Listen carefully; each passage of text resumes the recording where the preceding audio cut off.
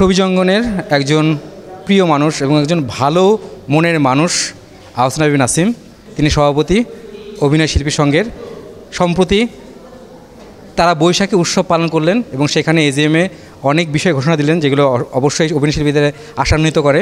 তার মাঝেই নতুন একটা সুখবর, যে সুখবরটা অভিনয় শিল্পীদের জন্য আবাসনের ব্যবস্থা, সেই ব্যবস্থাটা কাজ প্রস্তুতি চলছে, শুরু হয়ে গেছে। সেই আপডেটটা একটু জানতে চাচ্ছি, কী অবস্থায় রয়েছে? এটা ঠিক আবাসন না, মানে অভিনয় শিল্পীদের জন্য একটা জায়গা যেটা সরকার বরাদ্দ দিয়েছেন। তো সেই জায়গাটাতে আমরা আমাদের অভিনয় শিল্পীদের একটা সেন্টার করতে চাই, যেখানে অফিসিয়াল কার্যক্রম সহ প্রশিক্ষণ, তারপরে সেখানে ক্যাফেটেরিয়া এবং মানে একটা মিলন মেলা যাতে হয়, নিজেদের জায়গায় নিজেরা আসবে, গল্প করবে, আড্ডা দেবে এবং নিজেদের মতো করে সময় কাটাবে, সেরকম একটা জায়গা আমরা তৈরি করতে চাই, যেটা অভিনয় শিল্পীদের জন্য মানে একটা নির্দিষ্ট জায়গায় তাদের নিত্য নৈমিত্তিক যারাই অবসরে থাকবেন তারা সেখানে যাবেন, আড্ডা দেবেন, সেরকম একটা কেন্দ্র গড়ে তোলার জন্য আমরা চেষ্টা চালিয়ে যাচ্ছি। কার্যক্রম শুরু হয়েছে, আমরা বাউন্ডারি ওয়ালটা ইতিমধ্যে দিয়েছি।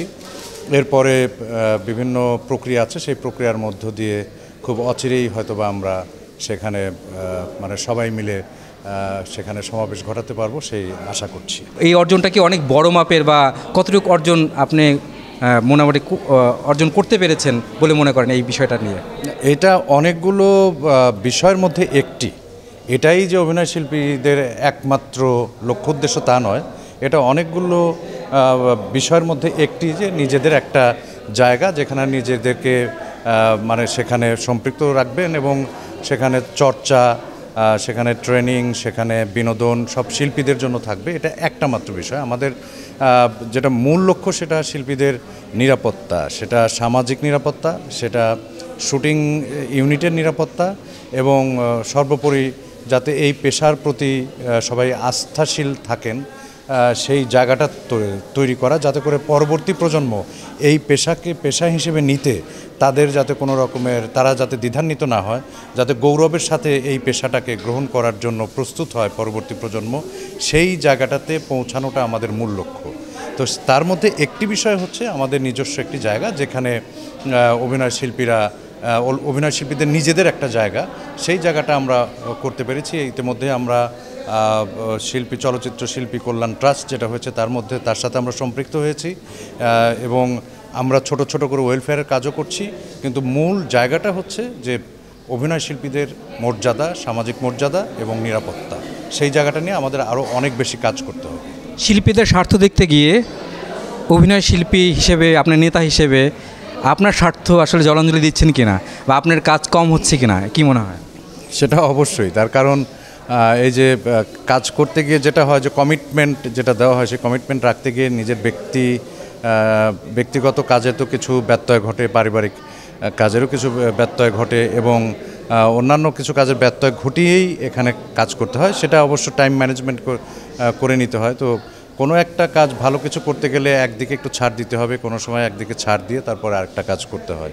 তো সংগঠন মানেই তো হচ্ছে যে কী বলে, এটা স্বার্থহীনভাবে বৃহত্তর স্বার্থে কাজ করে যাওয়ার যে চেষ্টা, সেটাই। এটা এক ধরনের বলা যায় যে এর মধ্যে একবার ঢুকে পড়লে তখন মনে হয় যে আরও কত কিছু করা বাকি এবং সেই কাজগুলো করতে পারলে হয়তো বা একসময় মানসিক একটা শান্তি আসতে পারে। সবগুলো কাজ যদি সম্পন্ন হয়ে সকল শিল্পীর আস্থার জায়গাটা তৈরি হয় এবং শিল্পীদের প্রতি যদি রাষ্ট্রের এবং সমাজের আস্থার জায়গাটা তৈরি হয়, তখনই আমাদের এই সাংগঠনিক প্রচেষ্টা সফল হবে বলে মনে করি।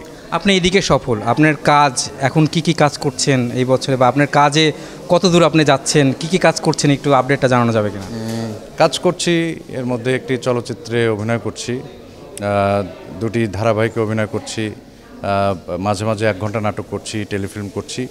মানে মাঝে মাঝে কাজটা হচ্ছে, নিয়মিত অভিনয় করেটা ওঠা হয় না। নিজের ব্যক্তিগত কাজ এবং হচ্ছে সাংগঠনিক কাজ সব কিছু মিলে যে মানে 30 দিন শুটিং করার অবস্থায় আমি আসলে নাই, যে কারণে কাজের সংখ্যাটা আমার একটু কম।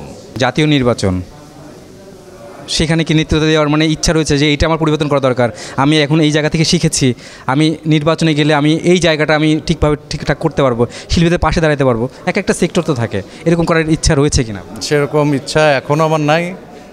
আশা করি এই ইচ্ছা হবে কিনা আমি জানি না, তবে ওইভাবে ভাবি না। আমার কাছে যেটা মনে হয় যে শিল্পীদের নিয়ে কাজ করতে গেলে শিল্পীদের সাথে থেকে কাজ করাই সম্ভব। যারা শিল্পীদের প্রতিনিধি হয়ে সংসদে যাচ্ছেন তারাও আমাদেরই মানুষ, তারা আমাদেরকে সহযোগিতা করবেন সেই বিশ্বাস করি, কিন্তু এটার জন্য যে মানে সংসদে যেতে হবে সেরকম আমি মনে করি না। শিল্পীদের সাথে যে শিল্পীদের স্বার্থে শিল্পীদের জন্য যে কাজ করছি সেটা নিয়ে আমার কাছে মনে হয় যে এখানেই অনেক কাজ করার বাকি, সুতরাং অত বড় পরিসরে আমি আসলে চিন্তা করছি না। বিএফডিএ সম্প্রতি অ্যাওয়ার্ড অনুষ্ঠান আয়োজন করেছেন, আপনাদের অভিনয় শিল্পী সংঘের পক্ষ থেকে এরকম করার উদ্যোগ রয়েছে কিনা সামনে, শিল্পীদেরকে সম্মানিত করা, যেহেতু আপনারা করছেন আপনার অনুষ্ঠানের মাধ্যমে করছেন, কিন্তু ম্যাসিভভাবে করার ইচ্ছা আছে? এটা আমাদের শুরুর দিক থেকে আমাদের এরকম একটা প্রচেষ্টা ছিল। এখন এগুলো নিয়ে অনেক কিছু ভাবা হচ্ছে, এটা এখনও পরিকল্পনার আওতায় আছে এবং বিএফডিএ যেটা করেছে নিঃসন্দেহে প্রশংসার দাবিদার। যে এইরকম অ্যাওয়ার্ড যত চালু হবে তত শিল্পী কলাকুশলীরা অনেক উৎসাহিত হবে। ওনারা যে কাজটা করেছেন আমি তাদের প্রতি ধন্যবাদ জ্ঞাপন করছি। তবে আমাদেরও এরকম একটা ইচ্ছা, আমরা বেশ কিছুদিন ধরে পরিকল্পনা করছি কোন আঙ্গিকে করা যেতে পারে, পরিসরটা কেমন হবে, সে বিষয়গুলো নিয়ে আমাদের মধ্যে ভাবনা চলছে। হয়তোবা এটা অচিরেই এর একটা রূপরেখা আমরা প্রকাশ করতে পারবো। শিল্পীদের উদ্দেশ্যে আপনার কোনো বক্তব্য যদি থাকে বা আপনার দর্শকদের উদ্দেশ্যে, ভক্তদের উদ্দেশ্যে? না, শিল্পীদের উদ্দেশ্যে বলার এটাই যে শিল্পীরা পারস্পরিক যে সম্মান বজায় রেখে চলেন, বিশেষ করে আমাদের শিল্পীরা শ্রদ্ধাশীল, একের প্রতি অপরের শ্রদ্ধাশীল, সেই ধারাবাহিকতাটা যেন বজায় থাকে। পাশাপাশি শিল্পীদেরকে দর্শক যেই ভালোবাসা শ্রদ্ধার জায়গায় রাখে, সেই দর্শকদের প্রতি শিল্পীদের দায়িত্বশীল হওয়া উচিত এবং দর্শকও যাতে আমাদের শিল্পীদেরকে আপন করে, আমাদের শিল্পীদের কাজ বেশি বেশি করে দেখে শিল্পীদেরকে উৎসাহিত করে শ্রদ্ধার জায়গা রাখবেন, সেটাই আমাদের চাওয়া। অনেক অনেক ধন্যবাদ নাসিম ভাই, আপনার পথ আরও সুগম হোক, সমৃদ্ধ হোক এবং আপনি অবশ্যই সাফল্যের পথে এগিয়ে যান। অনেক অনেক ধন্যবাদ। ধন্যবাদ, অনেক অনেক ধন্যবাদ।